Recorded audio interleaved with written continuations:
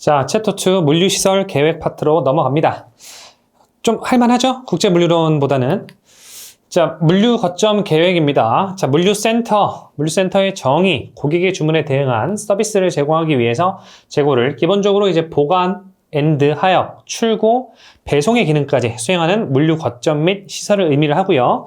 이 물류센터 안에 다양한 유형들이 있어요.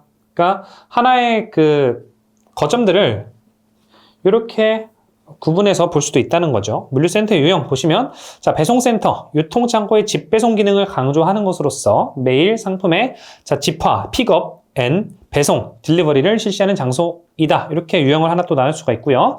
자, 유통센터, 협의로는 배송센터와 유사한 의미이죠. 이 둘을 구분하는 것은 실무적으로는 쉽지는 않겠죠. 광의로는 복합화물 터미널과 같은 대규모 유통 업무 단지 자체를 의미한다. 자, 스탁 포인트, 복습 한번 해볼까요? 중요 개념이 뭐였죠? 임시 중개기지, 또 하치장이라는 개념이 있었고요. 주로 이제 다루는 화물들은 뭐였죠? 원재료, 완제품, 이런 개념이 있었었죠. 그래서 스탁 포인트. 그래서 물류센터의 유형 같은 경우에는 이렇게 배송센터, 유통센터, 스탁 포인트 이렇게 구분도 할 수도 있고, 이것도 다 전부 다 물류센터의 하나라고도 볼 수가 있겠죠. 크게 좀 해석을 해보면. 자, 넘어가셔서 물류센터의 업무는 기본적으로 이렇습니다. 입고 제품의 수량 및 상태의 이상 유무에 대한 검수 등까지 포함해서 입고할 수 있고요. 자, 보관. 자, 검수된 제품을 원래 이 사이에 경납이라는 게 있어요. 뭐 put away라고 이렇게 표현하는데 그냥 뭐 이런 게 있다 정도 보시면 될 것 같고요. 자, 어디다 이렇게 뒀다가 이제 제대로 보관을 하는 거죠. 입고가 들어오면 어디다 이제 put away 잠깐 이제 뒀다가 이제 제대로 하나하나 이제 진열을 해놓은 거죠. 그냥 그러니까 경납은 뭐라고 생각하시면 되냐면, 여러분들 어머니가 마트에서 물건을 사왔어요. 그러니까 뭐 파도 있고, 뭐 양파도 있고, 뭐 햇반 이런 거 막 잔뜩 사오면, 일단 어떻게 돼요? put away, 냉장고 옆에 put away 한 다음에 냉장고 열어가지고 하나하나씩 이렇게 입고를 시키는 거죠. 그죠? 그런 개념 생각하시면 되겠습니다. 경납이란 개념은. 자, 그 다음에 뭐 피킹, 출고 지시에 따라 파레트별로 출고 지시를 하거나 아니면 박스별로 혹은 뭐 낱개별로 이게 피킹 해가지고 출고할 수도 있고요. 자, 분류, 파레트, 박스, 낱개 단위별로 피킹된 제품을 배송처별로, 그러니까 구매자별로, 그 수요처별로 구분하는 활동. 이거를 도와주는 게 DAS라는 개념이 있는데 뒤에서 볼 겁니다.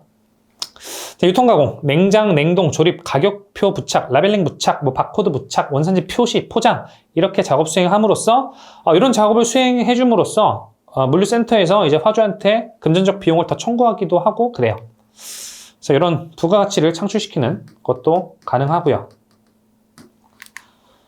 자, 물류센터의 규모 산정 순서입니다. 일단 서비스 수준을 어느 정도로 할 건지 결정을 해야 되는데, 이게 결정이 되려면 사실 뭐 수요 예측이 돼야 돼요. 수요 예측을 먼저 한 다음에 그 다음에 이제 서비스 수준을 어느 정도로 맞출 건지 결정을 하고요. 제품별로 재고량을 결정합니다. 양 자체를 결정을 한다는 거죠.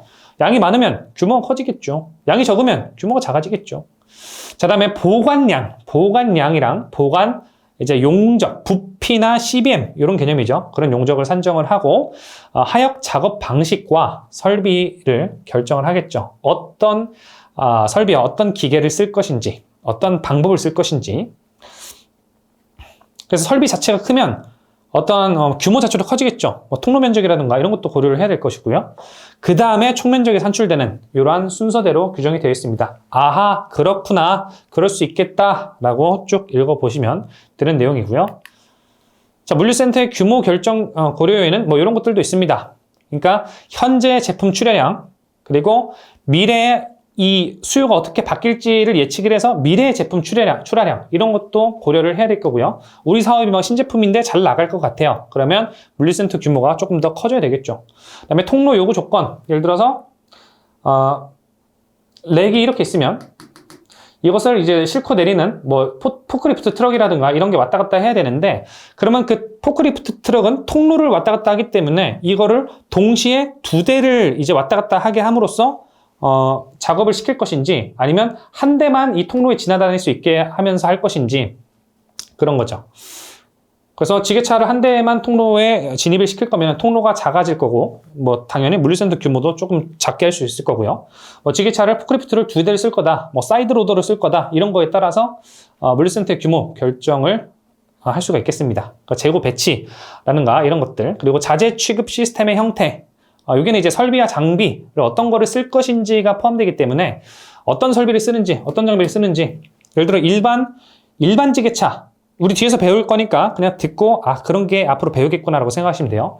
일반 이런 지게차 같은 경우는 지게차 지게발이 이렇게 돌아가려면 회전 반경을 줘야 되죠. 그러니까 그런 일반 지게차 쓸 거면은 회전 반경을 고려해서 굉장히 좀 널찍널찍하게 구성을 해야 돼요.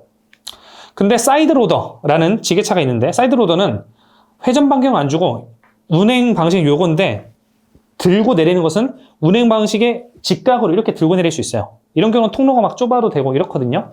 그럼 그러한 어떤 장비를 쓸 것인지에 따라서도 물류센터의 규모가 바뀔 수가 있는 것이고요. 사무실 공간을 좁게 할지 넓게 할지, 그러니까 이런 것들이 전부 다 뭐다? 물류센터 규모 결정의 고려 요인이 될 수 있겠다. 아하, 그렇구나. 자, 물류센터 구조의 결정 고려 요인. 물류관리사 시험에서는 이런 것들이 상당히 많이 나옵니다. 그러니까 사실 뭐 말 만들어내기 좋아하시는 분들이 막 이렇게 만들어내요. 이론을 만드시는 분들이. 근데 우리는 어떻게? 시험에 나오니까 해야 되겠죠. 이런 문제들은 보통 어떻게 출제가 되느냐? 여기에 내용을 기재를 하고 매칭시키는 거. 원래 그러니까 제품 특성이면은 크기, 무게, 용량, 가격, 포장 등이 바로 제품 특성이고, 이것들을 고려해서 물류센터의 구조를 짜야 된다라는 건데, 문제를 출제할 때는 이거 적어놓고 이렇게 매칭시켜버린다는 거죠. 그래서 다음 중 물류센터 구조 결정 고려 요인으로 옳지 않은 것은, 나머지는 다 제대로 써놓고, 자, 관리 특성에는 크기, 무게, 용량, 가격, 포장 등이 있다. 이런 식으로 출제되는 게 상당히 많습니다. 그러니까 여러분들이 한 가지 공부할 때 팁이에요. 그러니까 뭔가 비슷한 헤딩이 있고 여기에 매칭되는 문장들이 쭉 있으면 요거 두 개를 이렇게 매칭시키는 게 첫 번째 주안점을 두고 공부를 해야 되는 방법이겠죠.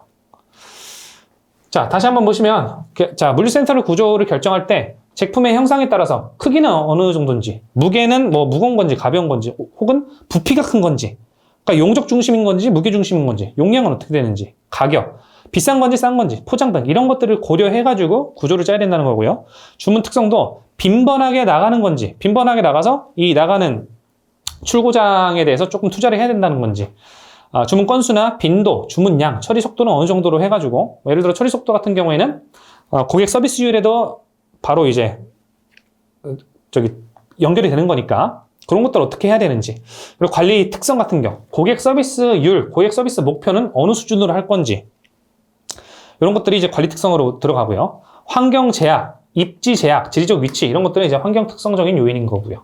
그리고 설비, 종류, 운영 방안, 자동화 수준, 그리고 뭐 운영 특성. 과거의 기출문제로는 요걸 적어놓고 이렇게 관리 특성에 매칭시키는 문제가 한번 출제된 적이 있습니다. 그래서 참조하셨으면 좋겠습니다. 자, 물류센터 거점 선정의 고려 요소, 뭐 이런 것들이 상당히 많아요. 요것도 마찬가지, 요것도 어떻게 공부해야 되겠어요? 이제 잘 배우셨죠? 요렇게 매칭시키는 작업을 봐야 되겠죠. 그러니까 예를 들어서 뭐 고객에 대한 도착 시간, 거래 배송 빈도, 리드타임 계산, 요걸 써놓고 요것은 물류센터 거점 선정의 고려 요소 중에서 수요 조건이다. 이런 식으로 출제가 되었었습니다. 그러니까 물류관리사 시험의 유형 자체를 이해하는 것도 우리가 어떻게 공부할지 방향 설정하는 데 있어서 굉장히 중요해요.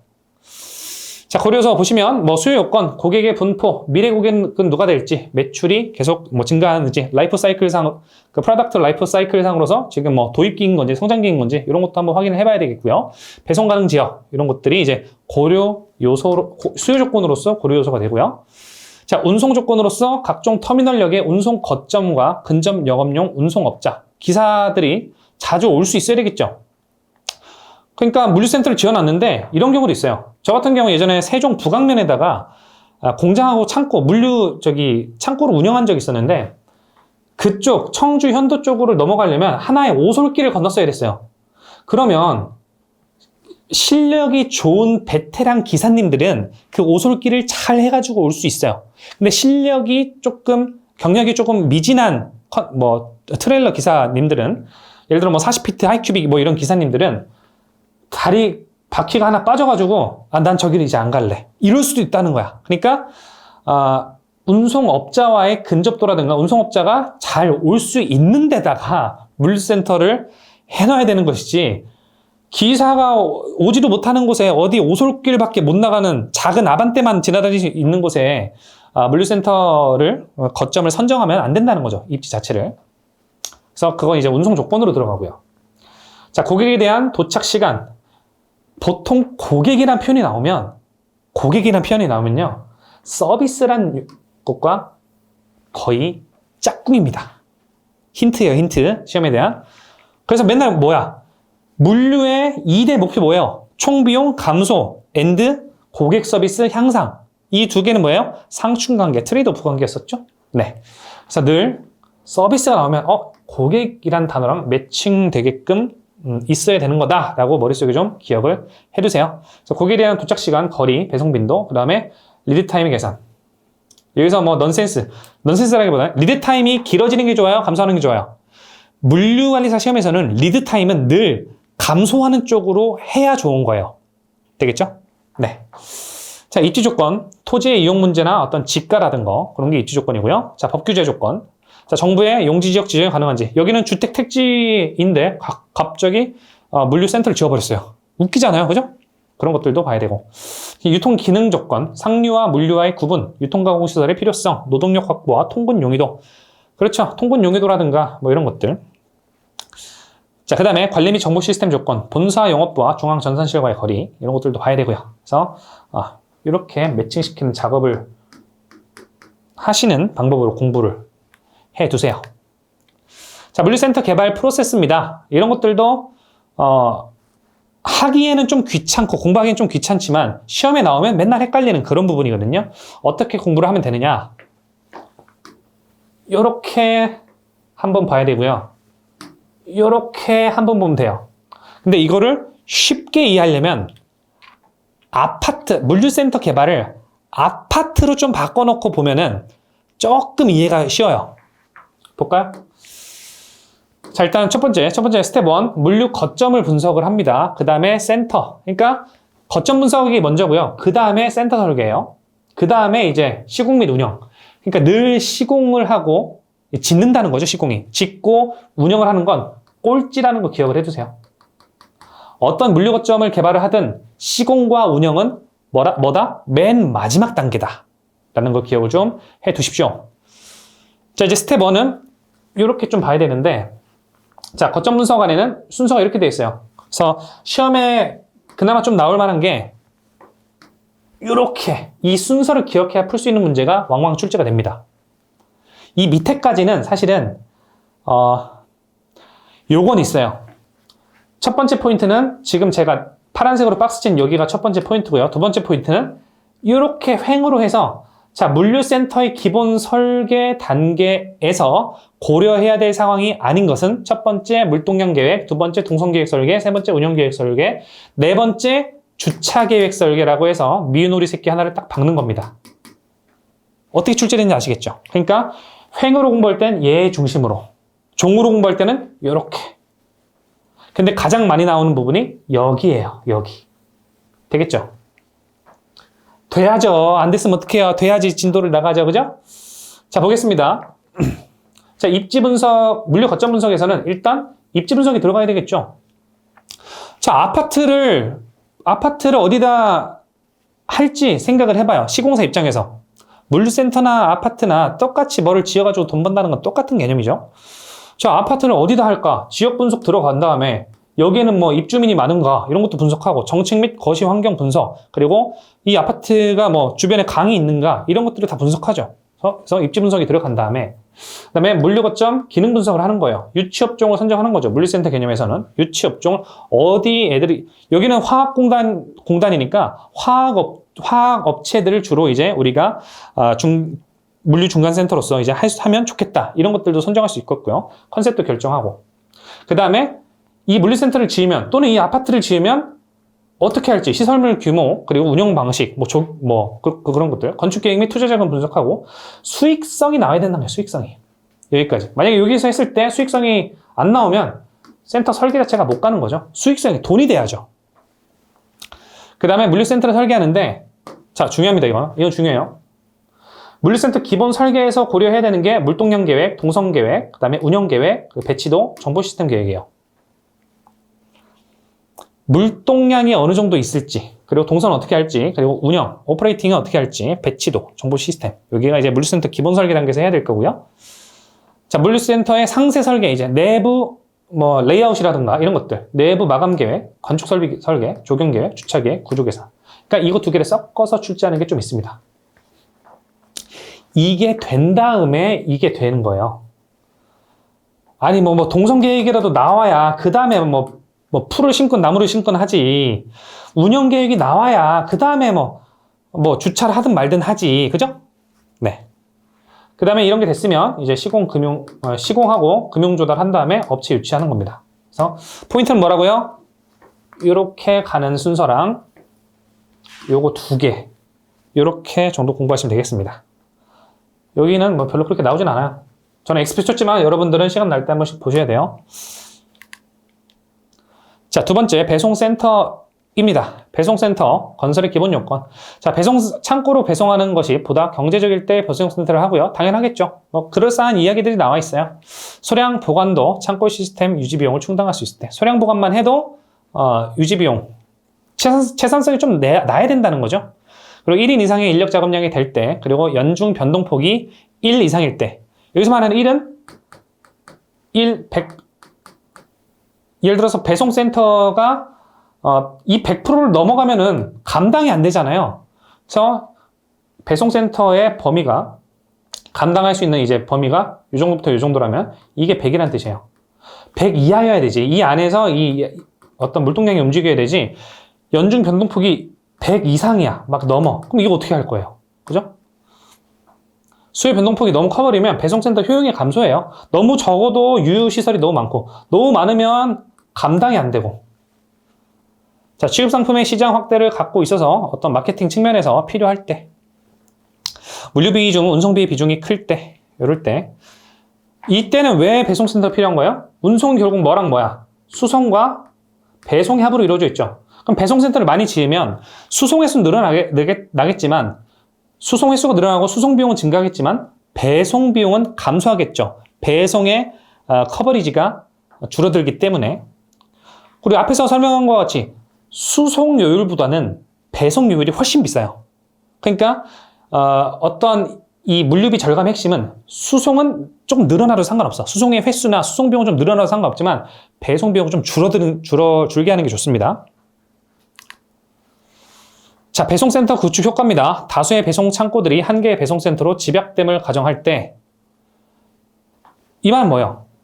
배송 창고를 줄이고 한 개의 배송센터로 집약될 때라는 뜻이면, 한 개가 여러 개에서 한 개로 줄어버리니까 배송 커버리지가, 권역 커버리지가 늘어나죠. 그죠? 이게 늘어나 버리면, 원래 이렇게 관리를 하던 게, 이렇게 늘어나 버리면, 이건 너무하다. 이렇게 늘어나 버리면, 한 군데만 지금 이렇게 가는 커버리지가 너무 넓잖아요. 요거보다는 너무 넓잖아요. 그러니까 이 거리가 늘어나니까 배송비가 증가되겠죠.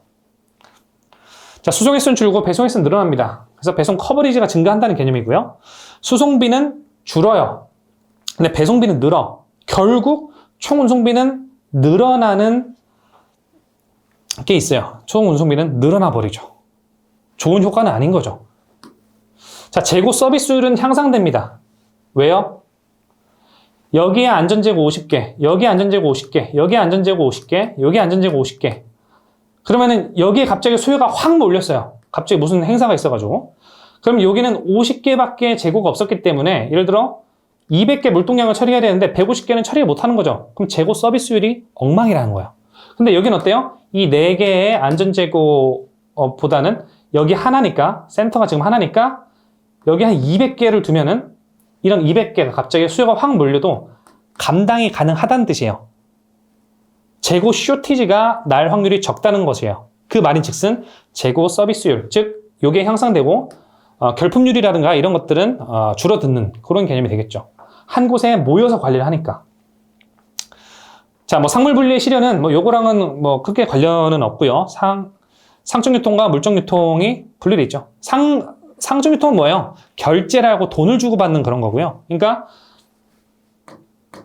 본사가 있고 배송센터가 있으면 그리고 수요자가 있어요. 고객이 있어요. 그러면 상적 유통이 이렇게 일어나죠? 결제를 여기다 하잖아. 근데 물건은 어디서 가요? 배송센터에서 이렇게 나가죠. 그러니까 상류와 물류가 따로 노는 거죠. 이 따로 노는 게 더 좋다고 평가를 한 게 바로 우리 1과목에서 배운 상물 분리에 대한 개념이었습니다. 자, 중복 교차 수송이 배제되고요. 자, 이렇게 해서 좀 기억해 두시고요. 자, 창고수와 물류비입니다. 창고수와 물류비와의 관계. 자, 운송 총비용은 수송비와 배송비로 이루어졌습니다. 근데 배송비를 줄이는 게 핵심이었어요. 배송비가 요율이 더 높기 때문에 총 운송비는 배송의 횟수 증감에 영향을 크게 받는다는 거죠. 자, 그래서 뭐 여러분들이 어렵게 만드는 게 늘 뭐예요? 이런 거예요. 일단 X, Y축 있으면 무조건 어렵게 생각하시는데 그럴 필요 없어요. 막상 하고 보면 별거 아닙니다. 그렇고 말고. 자, 보시면 자, X축은 창고수예요. X축, Y축 이러면 벌써부터 겁먹으시는 분들이 있어서 최대한 좀 완곡하게 표현을 할게요. 자, 이 밑에는 창고수가 조금 점점 늘어나는 상황이죠. 그리고 세로 쪽은 뭐예요? 이렇게 올라가면 올라갈수록 비용이 계속 증가하는 상황인 거죠. 자, 그러면 창고수가 뭐 1개, 2개, 3개, 4개 이렇게 계속 증가하는 개념일 때 배송비는 어떻게 돼요? 창고수, 즉 그냥 창고를 배송센터라고 한번 봅시다. 배송센터라고 보시면 창고수가 늘어나면 배송 커버리지가 어때요? 줄어들죠. 배송 커버리지가 줄어든단 말은 비용이 늘어나 줄어들어 감소한단 말이죠. 그러니까 창고수가 늘어나면 늘어날수록 점점 감소하다가 일정 임계치를 넘어버리면 아무리 뭐 창고수를 많이 늘려봐야 뭐 배송이 없는데 그냥 비용은 이대로 약간 이렇게 좀 굴러가는 거죠. 그러니까 줄어드는 건 확실해요. 창고수가 늘어나면 기본적인 배송비는 줄어들어요. 다만 창고수가 늘어나면 수송비는 늘어납니다. 수송비는 늘어나는 방향으로 갈 수밖에 없죠. 왜 그래요? 예를 들어 공장이 이렇게 있고 배송센터가 그냥 창고가 하나가 있다면 예전에는 예를 들어 공장 너무 많이 있다. 공장이 이렇게 2개가 있고 배송센터가 하나인 경우에는 이렇게 수송 횟수가 2번이었어요. 근데 창고를 하나 더 늘려. 이렇게 늘리면 어때요? 여기에도 보내줘야 되죠? 그러니까 거점과 거점 간의 수송 횟수가 늘어나죠. 수송비는 늘어나요. 더불어 보관비도 늘어납니다. 왜? 기본적인 고정비가 늘어날 것이잖아요. 창고가 많아지니까. 그죠? 그러니까 수송비와 보관비는 같이 가면서 늘어납니다. 근데 우리 앞에서 뭘 배웠어요? 수송비보다는 뭘 줄여야 돼요? 배송비를 줄이는 게 핵심이기 때문에 창고 수가 늘어나면, 계속 늘어나면 배송비의 감소에 따라서 총비용이 현격하게 확 줄어듭니다. 왜? 수송비는 늘지만 배송비는 감소해요. 하지만 총비용에 영향을 미치는 건 배송비가 더 그 아이덴티티가 세기 때문에 줄어들어요. 근데 이것도 어느 임계점을 돌파해버리고 창고수만 계속 늘리면 어차피 배송이 없는데요. 그러면 보관비가 계속 늘어나기 때문에 결국에는 어느 임계점이 늘어가면 계속 총비용이 상승하는 곡선으로 되겠죠. 이해되시겠나요? 네. 그 정도 보시면 될 것 같고요. 요 정도까지만 보시면 될 것 같아요. 여기 정도까지 보시면 될 것 같고요. 자, 요건 별표입니다. 창고수 증감에 따른 상관관계. 별표 2개. 우리가 앞선 시간에 그 기출문제 및 실력 따지기에서 잠깐 언급한 적이 있어요. 배송센터를 늘리면서 어떤 효과가 있는지. 창고수도 마찬가지입니다. 자, 기본적으로 이제 이 시장의 크기가 이 정도 돼 있는데 창고가 여기 하나 있으면 전체 시장을 다 관리해야 되니까 배송 커버리지가 굉장히 커요. 배송 거리가 굉장히 길죠. 근데 창고를 늘렸어요. 시장의 크기는 똑같은데 창고의 수를 4배로 늘렸어. 그럼 어때요? 한 창고가 요만큼만 관리하면 되잖아요. 그럼 어때요? 배송 커버리지가 되게 줄어들고 그러면 배송 거리가 줄어들면서 배송비가 적어지게 되겠죠. 그럼 해석을 한번 해봅시다. 창고 비용은 증가하게 돼요. 왜? 기본적인 창고마다 숨만 쉬어도 나가는 비용이 있잖아요. 고정비가 있기 때문에 창고 비용은 증가하게 되죠. 총 재고량도 증가하게 되죠. 왜요? 얘가 있을 때보다 이렇게 4개가 있으면은 얘는 200개면은 얘는 그래도 200개는 안 되더라도 그래도 한 70개, 80개는 놔야 된다는 거예요. 안전재고 측면에서 결품을 방지해야 되기 때문에 고객 서비스를 어느 정도 유지를 해야 되기 때문에 안전재고를 둬야 되기 때문에 결국에는 총 재고량이 얘보다는 늘어날 수밖에 없어요. 그러면 안전재고가 증가하니까 재고 관리 비용이나 재고 유지 비용은 뭐랑 비례해요? 우리 나중에 경제적 주문량에서 배우겠지만 평균 재고량에 비례해서 재고 비용이 증가하는 거잖아요. 재고량이 늘면 그걸 관리하는 비용은 당연히 늘겠죠. 그러니까 재고 비용도 증가하게 되고 배송 커버리지는 다만 축소하게 돼요. 배송 권역이 축소되니까 배송비가 감소하게 되고 배송비가 수송비보다 영향을 많이 미치니까 총 운송비는 감소하게 됩니다. 제가 비슷한 얘기를 지금 계속하는 것 같지만 왜 계속할까요? 너무 중요해요. 굉장히 중요해요. 네. 다만 이제 거점들이 많아지기 때문에 뭐 공장들에서 오는 이런 수송비는 많아지게 되겠죠. 수송비는 증가되겠죠. 수송 자체가 횟수가 많아지니까. 자, 이러한 상관관계 잘 기억을 해두시면 좋겠습니다. 자, 공장 창고의 입지 조건이라는 게 있어요. 자, PQRST인데 이건 외워두세요. PQRST가 각각 무엇을 의미하는지 일단 프로덕트, 화물이죠. 그러니까 화물의 뭐 성질과 어떤 그 형태 이런 것들을 봐야 되고 퀀티티, 수량, 양이죠. 루트, 경로고 서비스, 이제 서비스죠. 타임, 시간이죠. 자, 요거 PQ 분석을 보시면 그러니까 이런 식으로 출제돼요. 예를 들어서 요걸 주고 요건 어떤 분석이냐. 어떤 상품이 P, 어떤 양으로 흐르고 있는가 Q. 그래서 PQ 분석입니다. 그걸 보고 어떤 물류 유형을 분석을 한다라는 거죠. 그럼 예를 들어서 어떠한 경로를 통해서 경로를 보고 물류 유형을 분석하는 기법은 뭐예요? R 분석이라고 하겠죠. 서비스와 시간을 보고 서비스와 어떤 그 시간을 보고 물류 유형을 분석하는 기법은 ST 기법이라고 하겠죠. 어떻게 출제되는지 알겠죠? 네. 그닥 출제된 적은 없습니다. 그래서 이 정도까지 보시면 되겠고요. 근 한 14년, 15년 중에 한 번 정도 출제됐어요. 그러니까 거의 출제는 안 되는데 일단 그래도 약자 정도는 기억을 하시면 좋겠습니다. 공장 창고 입지 조건 중에서 PQRST를 바탕으로 입지 조건을 설정하는 것들이 있었다. 레이아웃을 설정하고. 자, 유통창고의 입지 조건 보시면 괄호 1번. 자, 순수한. 자, 유통창고는 전통적인 창고와 다르게 저장 중심형이 아니라 공장에 수출하는 상품의 원활한 시장 유통을 위해서 약간 전진기지적 성격을 가지기도 하고 유통 중심으로 흐름 중심형 창고기도 하죠. 잠깐 있다. 오랫동안 보관하는 원자재 중심이 아니라 어떤 소비재라든가 완제품 요런 애들이 이제 흘러가는 게 유통창고이죠. 그래서 저장 중심형 기준창고는 한번 들어가면 예를 들어 원재료가 들어가서 짱 박혀 있다가 나중에 공장 라인에 투입될 때 그때서야 이제 빠지잖아요. 그런 것보다 유통창고가 훨씬 재고 회전율이 높다는 특징이 있었고요. 대표적으로 뭐 크로스도킹이라든가 유사한 개념이죠. 자, 괄호 2번 유통창고 입지 조건. 자, 운송비와의 관계를 고려해야 되고요. 자, 시장과의 관계. 자, 시장의 크기에 따라 창고의 입지를 선정하는 방법의 하나로 대상하는 고객의 범위를 어떻게 규정하느냐에 따라서 유통창고의 입지 조건을 볼 수도 있고요. 그러니까 운송비도 고려해야 되고 시장의 규모라든가 이런 것도 고려해야 되고요.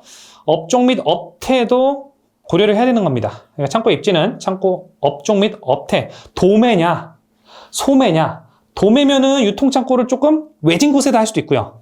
소매면 어때요? 소매는 도매보다는 조금 더 고객 가까이 도심 지역으로 나가야 되는 전략을 취할 수도 있고요. 그래서 그런 것들도 봐야 되는 것이고요. 지가, 값이 저렴한 독립입지를 선택하면 수송비는 감소하겠죠. 하지만 엄청 외지에다 해놨으니까 소비자 단으로 가는 어떤 배송 측면이죠. 소비자 단으로 가는 이제 배송 측면에서 거리가 멀어지니까 어떤 수요의 대응성이 감소하게 되고 배송비는 증가해서 총 운송비가 증가하는 그런 게 되겠죠. 앞에서 공부를 잘 하셨다면 이 두 줄이 잘 이해되셨으면 좋겠어요. 자, 좀 쉬었다가 다음 강의에서 보도록 하시죠.